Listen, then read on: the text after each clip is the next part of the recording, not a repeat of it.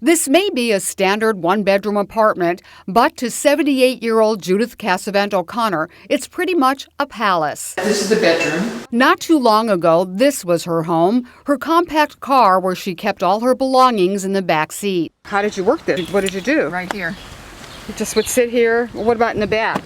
No, I had that full of clothes. Showering at a health club and subsisting on Social Security checks, Judith says she spent her days watching the world pass her by. I was on the outside looking in. And how did that feel?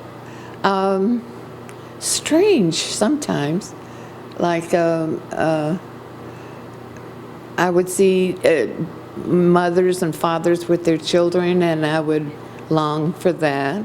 But one day, housing resource specialist Henry Mercy came across Judith and reached out to her. The team and I saw her living in a car, and then we approached her and talked to her.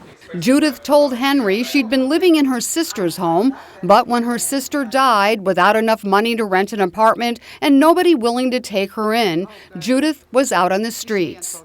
And I had to move around in my car. So Henry worked his contacts, got Judith into a shelter, and started the long process of applying for permanent subsidized housing.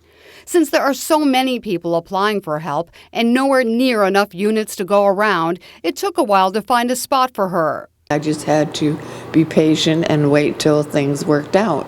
Eventually, it did work out, and Judith got her apartment. She's now paying nearly a third of her income for rent on this one-bedroom unit and getting ready to apply for part-time jobs to help keep her afloat long-term. I want to do remote work and take care of myself.